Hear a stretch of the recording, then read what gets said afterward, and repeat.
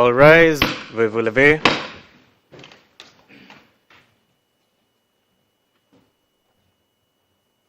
The International Criminal Court is now in session. L'audience de la Cour pénale internationale est ouverte. Please be seated, veuillez vous asseoir.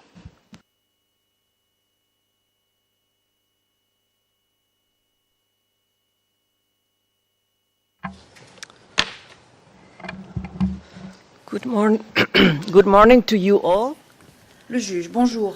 I ask please the court officer to Je vais call the demander case. à Madame la greffière d'audience de Merci, bien vouloir Madame le citer juge. l'affaire. La situation en République de Côte d'Ivoire dans l'affaire le procureur contre Charles Blé Goudet. ICC 0211 0211. Nous sommes en audience publique. Je vous remercie. For the record, I would ask the Je participants souhaiterais in this, demander aux status conference to participants introduce de themselves, se the présenter. prosecutor. Et je vais commencer par l'accusation, je vous prie. Bonjour, Madame la Présidente. Alors, l'équipe de l'accusation est aujourd'hui représentée par les personnes suivantes. Monsieur Louis Rougambagé, Sandra Shooters, Yasmine Chouben, Florie Pluck, Lloyd Stang et moi-même, Éric McDonald. Je vous remercie. And the defense, please. Et qu'en est-il de la défense, je vous prie? Maître Kaufman, microphone, s'il vous plaît. Pardon me. Excusez-moi. Bonjour, Madame le Présidente. Je suis Maître Nicolas Kaufman et aujourd'hui, je suis avec Anissa Bianco et Madame Charlotte Bénard et, bien entendu, Monsieur Blé Goudet lui-même est présent. En dépit du fait que vous lui avez dit qu'il pouvait exercer son pouvoir discrétionnaire quant à sa présence, il souhaite suivre toutes les audiences, y compris les audiences techniques. La Présidente, Merci. je vous remercie. And I am Judge Silvia Fernandez. Quant à moi, je suis acting la as juge single Sylvia judge Fernandez, for juge District 1. unique pour I'm la chambre assisted today préliminaire by numéro 1. Gilbert Et aujourd'hui, Vitti, je suis aidée de M. Simon Gilbert Grabovets Vitti, de M. and Simon Andréane Grabovets Charpentier-Garand. et de Andréane Charpentier-Garand.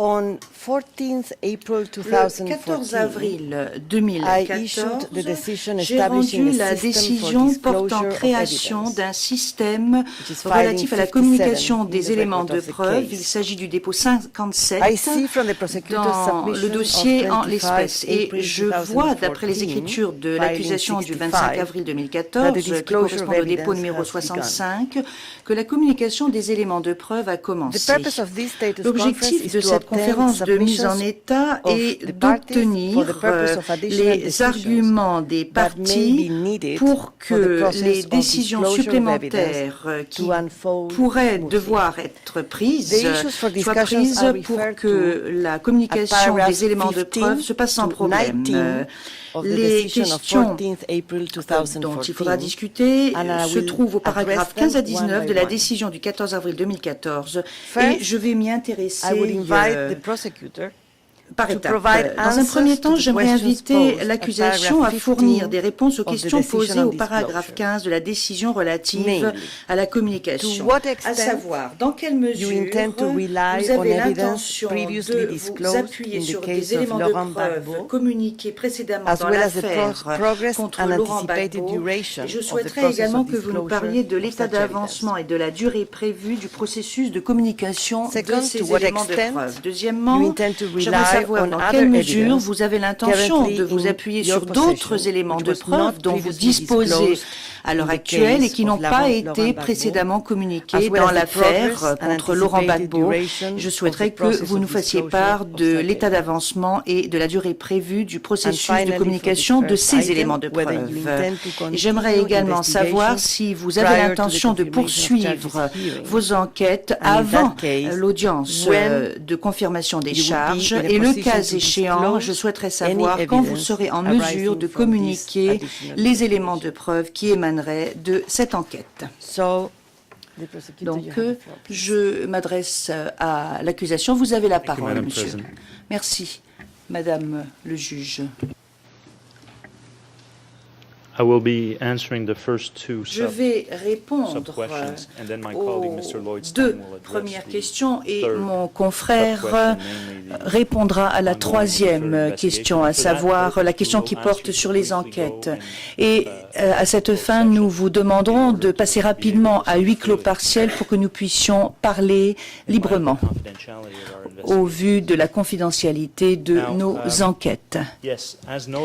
Alors, comme la Chambre l'a remarqué, en matière de notification de communication, la communication des éléments de preuve a commencé vendredi dernier, le 25 avril, si je ne m'abuse. Nous avons dans un premier temps communiqué des éléments de preuve ou des documents qui sont publics.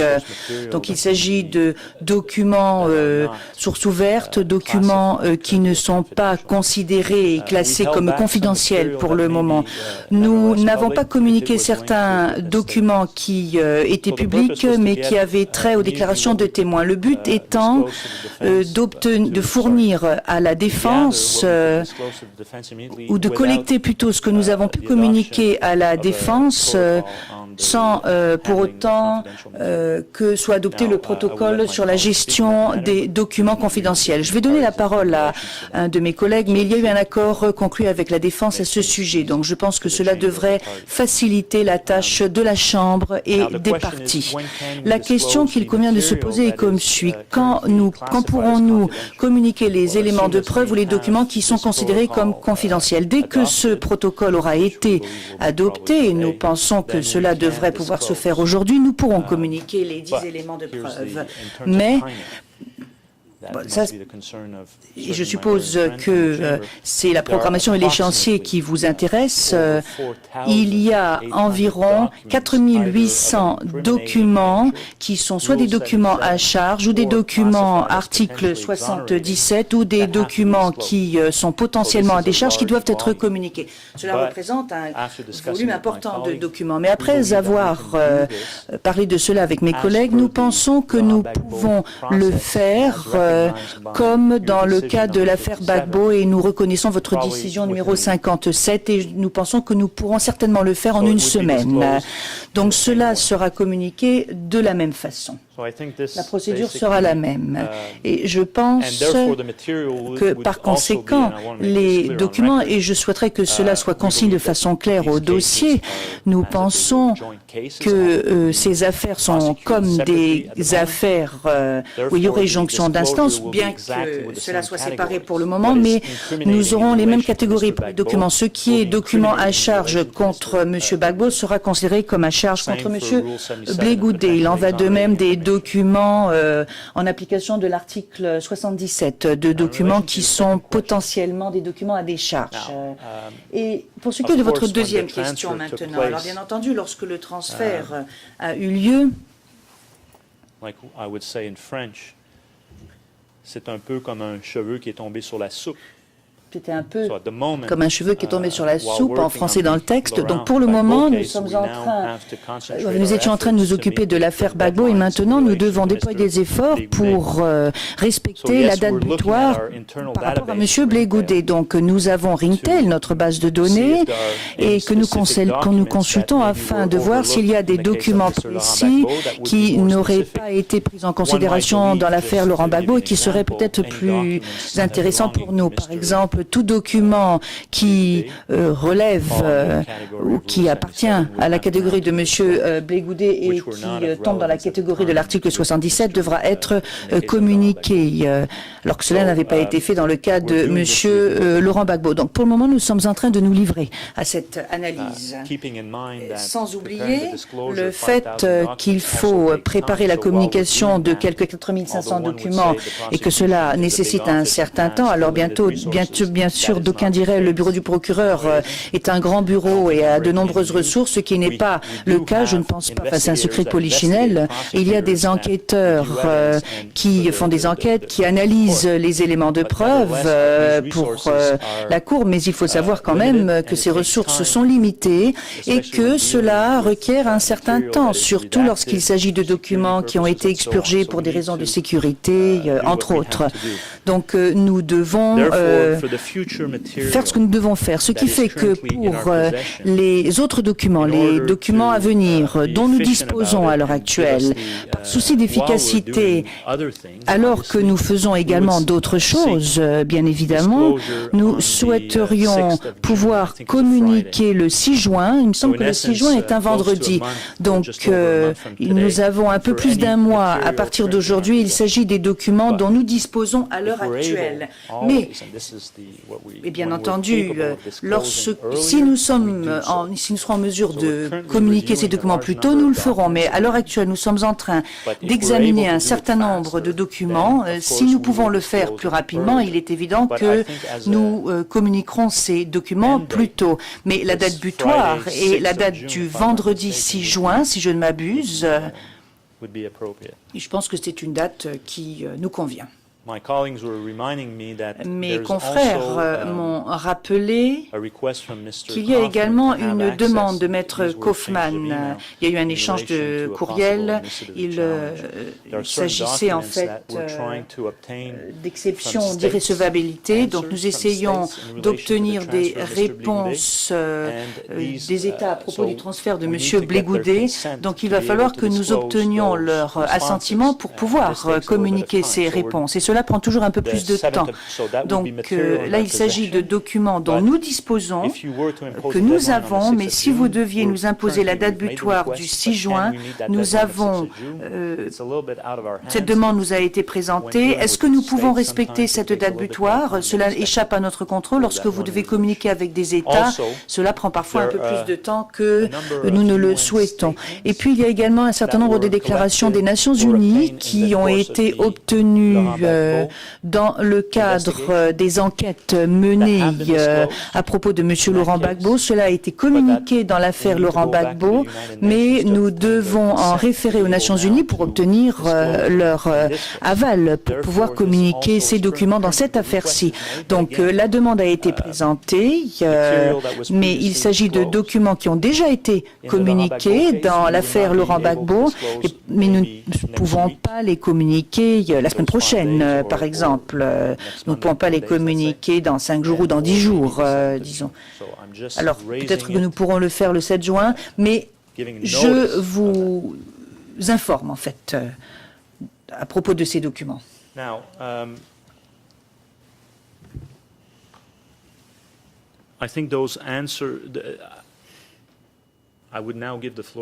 Je vais maintenant donner la parole à mon confrère, à moins que la Chambre n'ait des questions précises à me poser à propos de ces catégories de documents passés, présents et à venir. Mon collègue va maintenant intervenir. Bonjour, Madame le Président. Comme l'a dit Monsieur MacDonald, je vais demander à passer rapidement à huis clos partiel, puisque je vais aborder le thème des enquêtes de l'accusation. Il y a donc un certain niveau de confidentialité qui est tel que il est nécessaire de passer à huis clos partiel. Le juge, oui, merci beaucoup. Nous allons donc passer à huis clos partiel.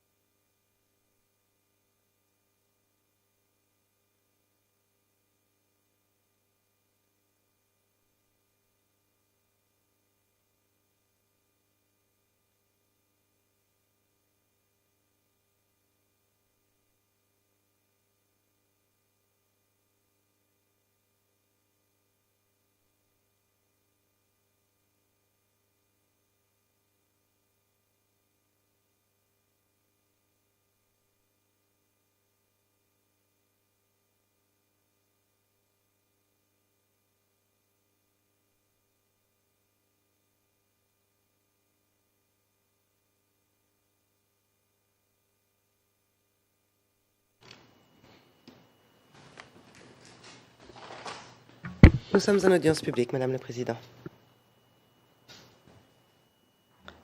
Thank you. Now we will proceed. Le juge unique, merci. Maître Kaufmann, vous avez la parole. Madame le Président, En ce qui concerne donc les obligations de communication du procureur, nous considérons que les délais devaient être identiques à ceux qui ont été choisis, trouvés dans l'affaire Bemba, article 70. Donc, au vu de l'accord que nous avons fait en ce qui concerne le protocole concernant le traitement des informations confidentielles, nous allons parler plus tard, je suis sûr, nous pensons que la communication de tous les éléments, qu'ils soient publics ou confidentiels, doit être immédiat et certainement pas après la semaine dont a parlé M. McDonald. En ce qui concerne donc les éléments de preuve dont dispose déjà l'accusation, les éléments de preuve qu'il dispose dans cette affaire et dans l'affaire Gbagbo. En ce qui concerne maintenant les éléments de preuve qui ont été obtenus depuis la reddition de M. Blé Goudé, nous considérons que là aussi la Chambre devrait donner des délais très courts pour la communication. Si, bien sûr, l'accusation souhaite utiliser ces éléments lors de la confirmation des charges. Donc, je crois que M. McDonald nous a parlé du 6 juin. En ce qui nous concerne, le 6 juin, c'est vraiment un maximum. Nous pensons que la communication devrait se faire bien avant le 6 juin. Mais nous voyons bien qu'il y a beaucoup d'informations à communiquer et nous comprenons les réticences de M. McDonald suite à ce manque de ressources. Enfin, bon, la défense aussi n'a pas de ressources. Mais maintenant, le Conseil vous savez bien sûr que lorsque le Conseil de la Défense est généreux, c'est parce qu'il souhaite quelque chose en retour. Et M. McDonald se demande sans doute pourquoi j'ai été si gentil depuis un certain temps. Eh bien voilà, où nous en sommes. En ce qui concerne les enquêtes en cours de l'accusation, en ce qui concerne l'affaire Blé Goudé, je considère fermement que la Chambre préliminaire ne devrait pas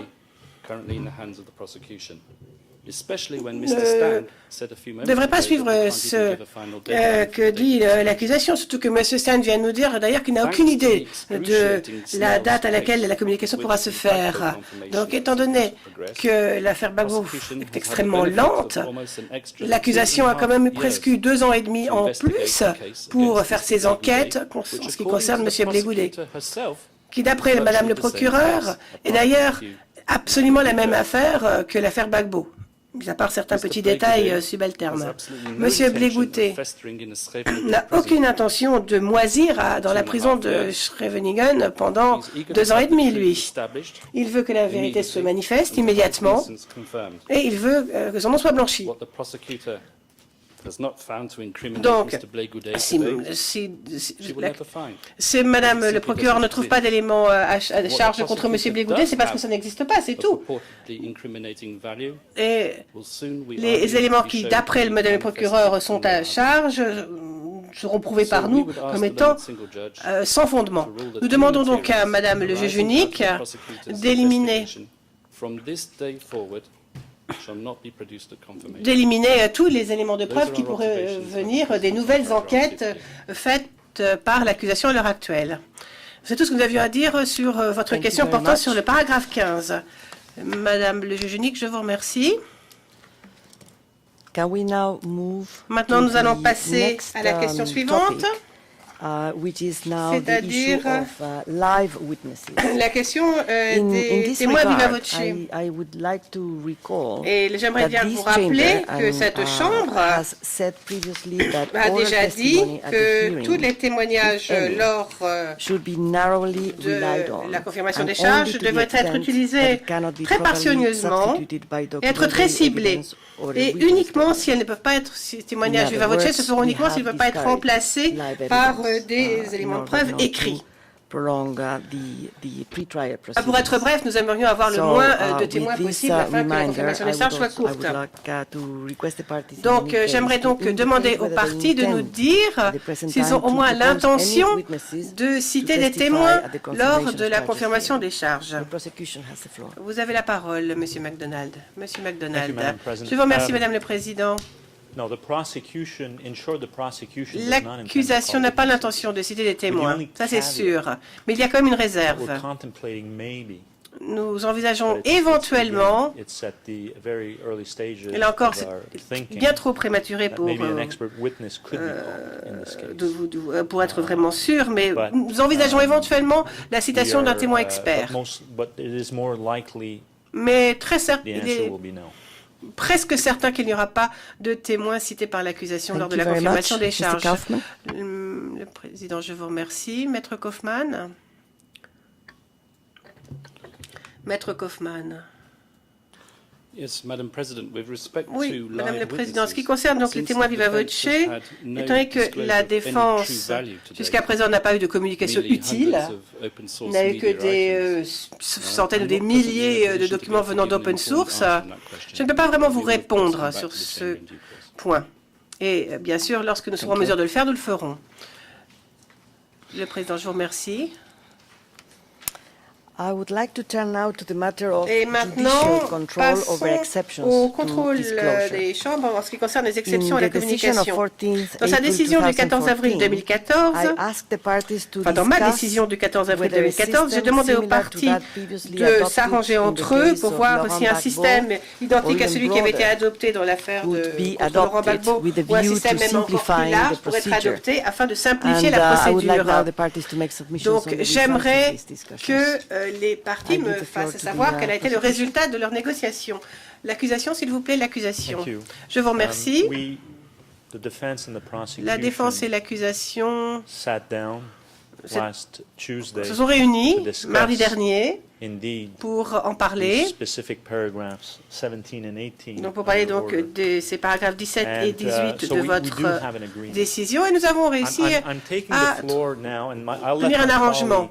Alors je parle bien sûr, mais mon confrère va aussi en parler, car après tout, c'est M. Blais Goudet qui donne son aval en ce qui concerne cet accord. C'est le suspect donc qui renonce plus ou moins à quelque chose. Enfin, vous avez bien entendu Maître Kaufmann qui a demandé à ce que cette affaire aille le plus vite possible.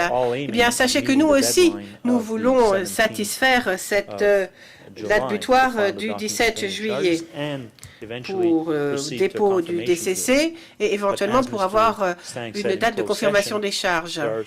Mais, comme l'a dit M. Stein lors du huis clos, il y a quand même certains obstacles qui restent devant nous et nous en parlerons à la Chambre.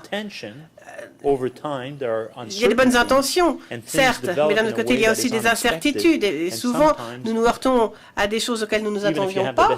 Et parfois, même avec les meilleures intentions du monde, eh bien, on doit quand même redemander à la Chambre une prolongation parce qu'il y a eu des obstacles qui étaient imprévus. En ce qui concerne maintenant les expurgations, notre proposition est de suivre le régime actuel avec une petite modification en ce qui concerne les expurgations portant sur les éléments éventuellement à charge. Et je vous ai transmis d'ailleurs à vous et à M. Beattie ce qui concerne la décision 106. La décision 106 dans l'affaire Laurent Gbagbo, c'est une décision publique. C'est ce régime que nous souhaitons adopter. Je viens d'un système, tout comme Maître Kaufmann, où les expurgations sont exercées proprio motu par l'accusation. Ensuite, il y a un processus d'analyse fait par la Chambre uniquement s'il y a contestation de la partie adverse à propos de ces expurgations.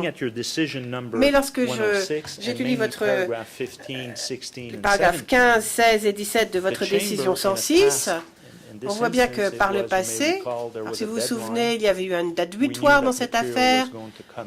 Nous savions que les éléments allaient arriver, qu'ils avaient été collectés par les enquêteurs, par un enquêteur d'ailleurs, dont le nom faisait partie des métadonnées du système de communication électronique qui devait donc être expurgé. C'est pour ça que nous avions demandé à appliquer proprio motu ces expurgations. Mais notre demande faisait office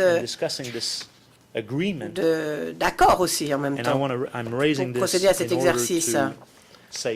Alors, je soulève cela afin de gagner du temps, d'économiser les ressources de la Chambre et les ressources des équipes. Au paragraphe 17, vous avez quand même demandé, Madame le juge, que l'accusation dépose simultanément une motivation en ce qui concerne toutes les expurgations afin que la Chambre puisse soit les confirmer, soit les infirmer.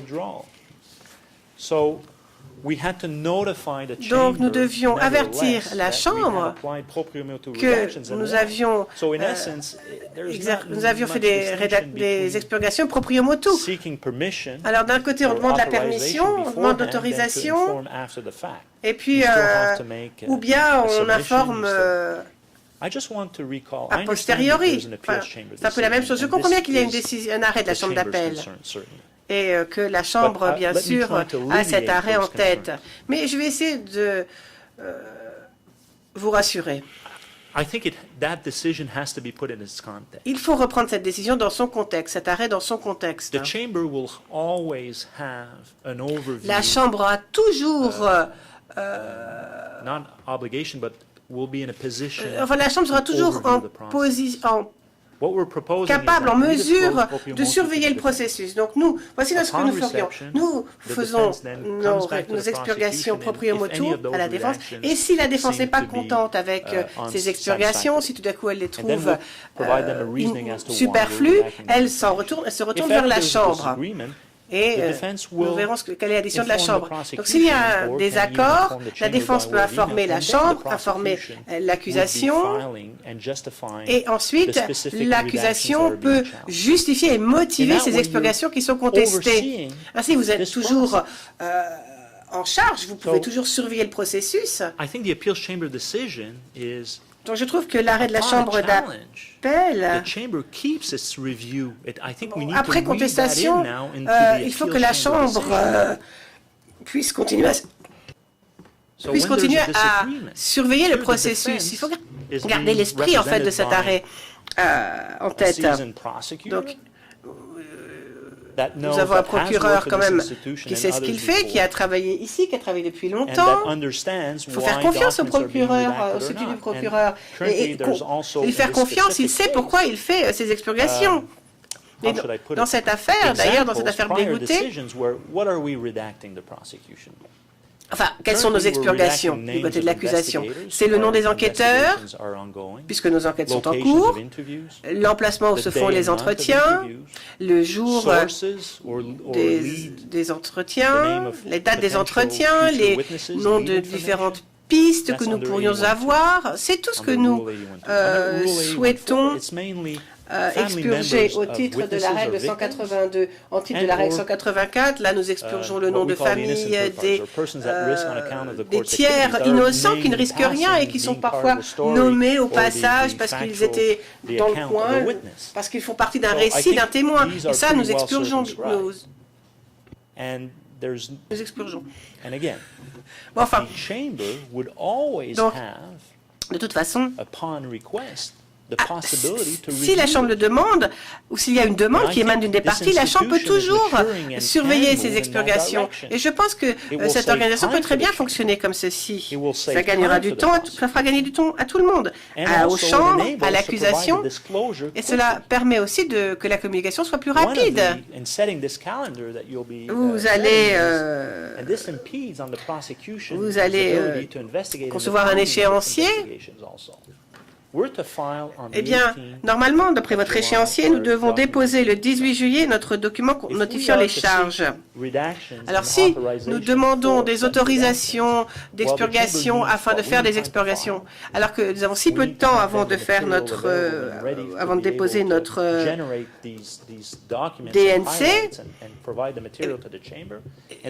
eh bien, il faut quand même du temps, parce que si nous faisons des expurgations, nous vous demandons de les vérifier, vous les autorisez, etc., cela va nous faire perdre du temps, alors que il est évident que nous devons être très prudents et faire très attention. Donc, au vu des ressources de l'accusation et au vu surtout de la confiance qui devrait être établie quand même entre la Chambre et les parties, puisque vous avez que des gens chevronnés ici dans cette salle d'audience, eh bien, je pense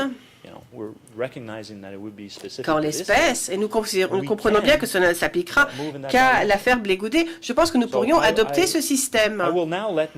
Bien sûr, je vais laisser la parole à Maître Kaufmann, mais nous avons préparé un document avant de venir ici en audience, où vous voyez les accords que nous avons conclus au titre des paragraphes 17 et 18. Donc, je vous ai expliqué ma position. Je pense que vous comprenez bien quel est le sens de notre proposition. Mais je voulais juste, dans la décision 106, paragraphe 17, si vous demandiez vraiment à ce que nous suivions un modèle aussi strict, sachez, je serai très franc, il se peut que la communication soit rapide en ce qui concerne la défense, mais l'accusation devrait quand même déposer, motiver toutes ces expurgations. Il y a bien sûr des motifs pour les expurgations, et il est évident qu'il y en a. Mais là, on génère énormément de travail bureaucratique qui pourrait être consacré à quelque chose de beaucoup plus utile dans l'affaire. C'est pour cela, donc, c'est pour gagner du temps que nous demandons cela.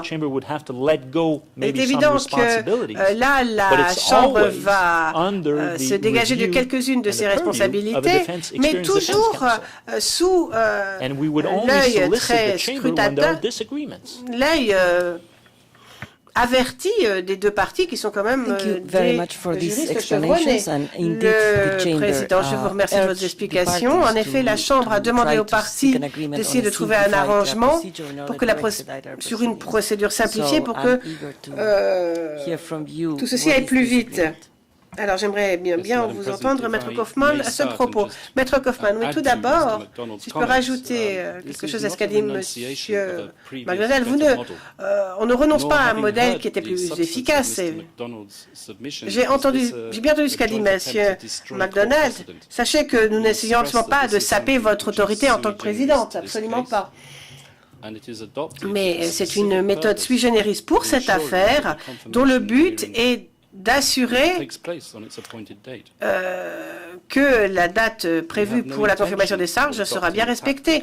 Ce n'est pas du tout une tactique dilatoire. Nous n'avons pas l'intention de contester toute expurgation. Du moment que la base juridique de ces expurgations est claire et que nous pouvons avoir une bonne relation de travail avec l'accusation chaque fois que nous avons une question à propos d'une expurgation. Donc, quel est l'accord que nous avons conclu entre l'accusation et la défense? Comme l'a dit M. McDonald, nous avons un document que nous avons rédigé ensemble. En ce qui concerne les éléments de l'article 77 et de la règle 67, la défense consent à la procédure qui l'on trouve dans la décision ICC 0211-0111 30, paragraphes 48 à 51 de l'affaire Gbagbo, donc les expurgations, si les expurgations peuvent être facilement trouvées dans le document et précisées, donc la défense considère que l'accusation n'a pas besoin de faire des résumés du moment que l'accusation inclut quand même une description rapide de la pertinence du document communiqué dans la colonne adéquate. En ce qui concerne maintenant les documents potentiellement à charge, La défense consent à la même chose, la même procédure. En ce qui concerne les deux autres types d'éléments, sous réserve que la défense puisse trouver facilement les expurgations faites dans les documents et sous réserve aussi que l'on donne aussi la base juridique de ces expurgations. Et la défense voudrait aussi que si elle se plaint à l'accusation d'une expurgation, il faudrait que l'accusation soit obligée de répondre rapidement dans les 2 jours ouvrables.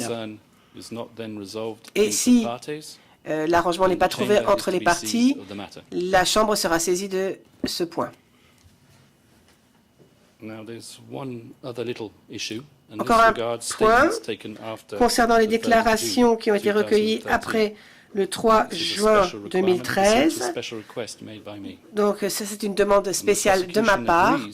L'accusation consent à donner les numéros ERN des documents obtenus en vertu de l'article 55 après le 3 juin 2013.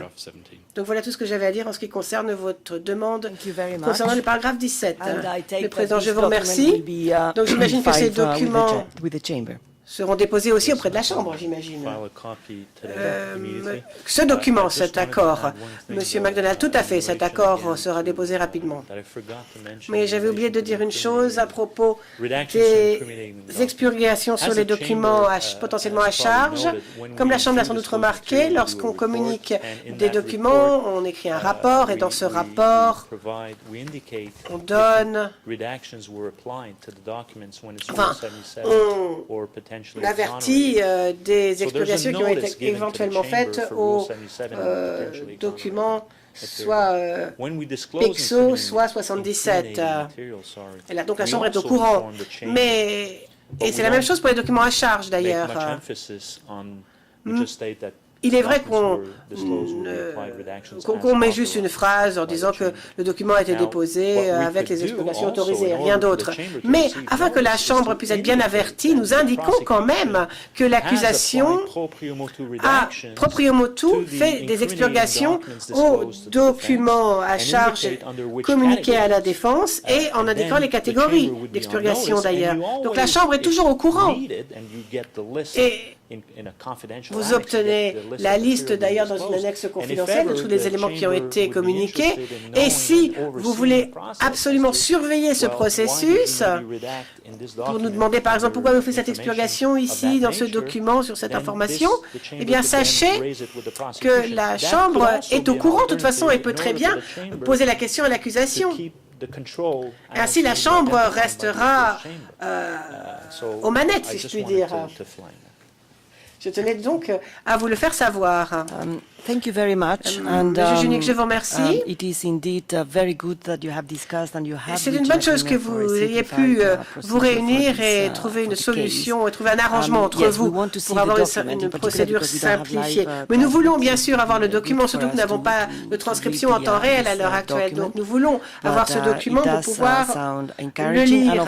Cela dit, cela semble être une très bonne nouvelle. Bien sûr, ce système, cette procédure simplifiée ne peut marcher que si vous êtes en communication permanente entre vous, au cas où il y aurait des contestations. Parce que si le système n'est simplifié que si la Chambre n'a pas à intervenir toutes les 5 minutes. Donc je compte sur vous pour que ce dialogue soit efficace entre vous. Donc dans le document que vous avez lu, vous avez soulevé un autre problème qui avait été abordé dans mon ordre du jour. Demander aux parties si la communication des éléments de preuve devrait être accompagnée de documents supplémentaires ou d'explications. Et j'aimerais savoir si vous avez réussi à obtenir un accord entre vous. Vous en avez vaguement parlé, je crois, mais avez-vous autre chose à rajouter? Maître Kaufmann, tout à fait. Nous avons donc conclu un accord en ce qui concerne ce point. Je tiens à dire que j'aime beaucoup le tableau d'analyse en profondeur. J'ai vu que ça fonctionne dans l'affaire de Bemba, article 70. Ici, en ce qui concerne l'affaire Côte d'Ivoire, fort heureusement, le tableau est un peu différent. Non, c'est le tableau sur tableau basé sur les éléments, Element-Based Chart. Donc là, l'accusation continuera à fournir ce tableau avec chaque fois qu'il y aura communication, et la défense veut bien que l'on laisse tomber l'une des colonnes de ce tableau, mais l'accusation devra nous donner quand même un tableau consolidé de tous les éléments 3 jours après avoir déposé le document notifiant les charges. C'est ainsi que nous interprétons votre demande.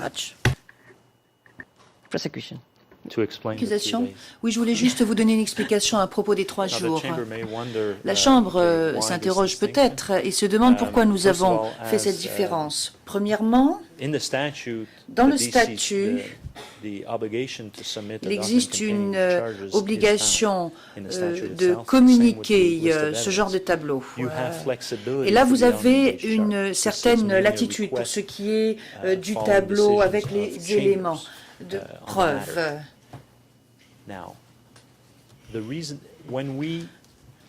Alors, lorsque, et vous l'aurez peut-être remarqué, lorsque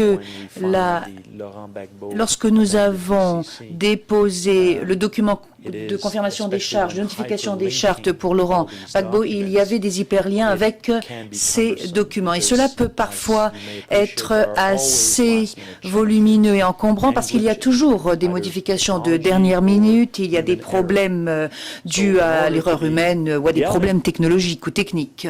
Donc, le tableau avec les éléments sera fourni.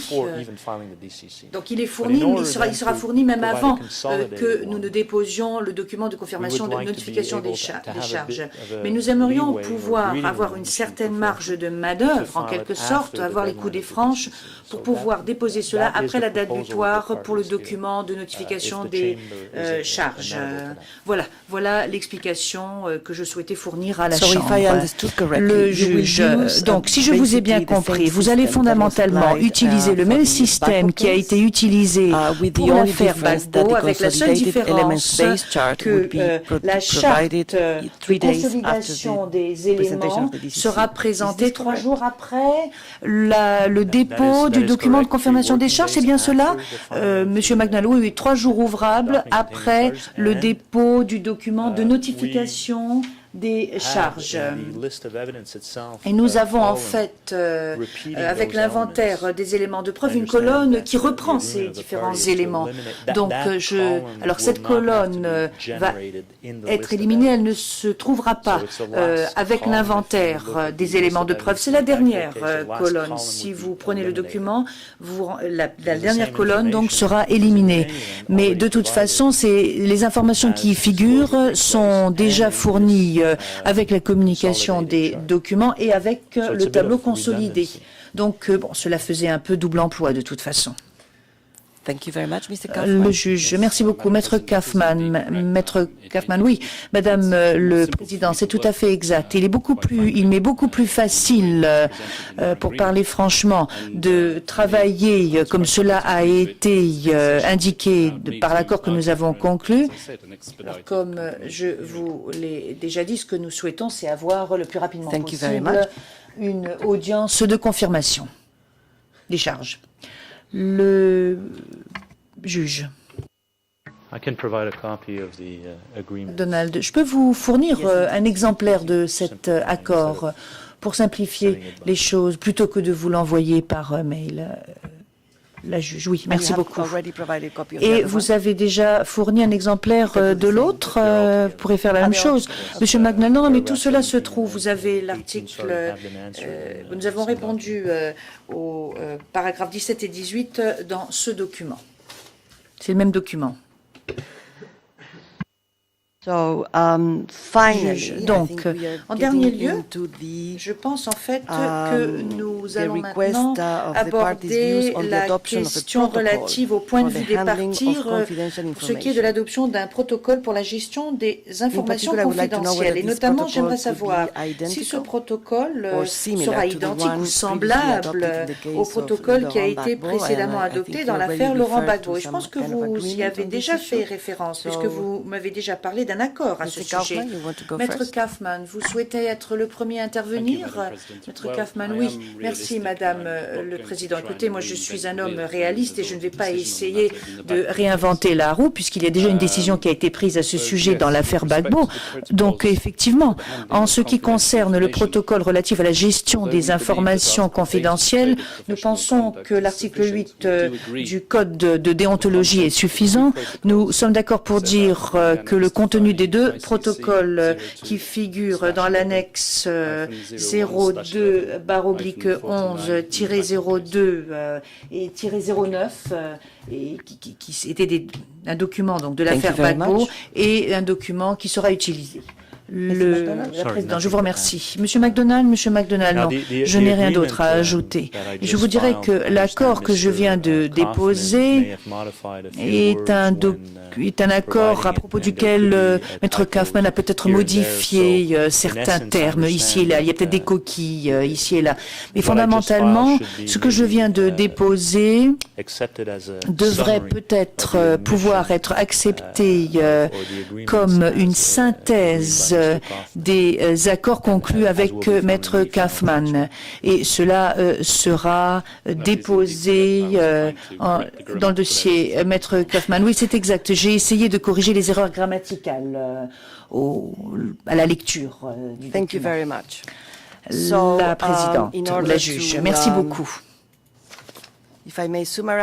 Donc, si je puis me permettre de résumer, fondamentalement, vous avez conclu un accord à propos de toutes les questions que vous avez abordées, la question de la communication, la question du tableau qui contient les éléments, la question relative au protocole sur la gestion des informations confidentielles. Et je pense que ainsi, nous avons épuisé la liste des questions qui figuraient dans notre décision du 14 avril. Je pense donc que je vais maintenant vous demander si vous avez d'autres questions à soulever pour le moment, d'autres questions relatives aux questions de communication. Monsieur McDonald, non, l'accusation n'a rien à ajouter pour le moment.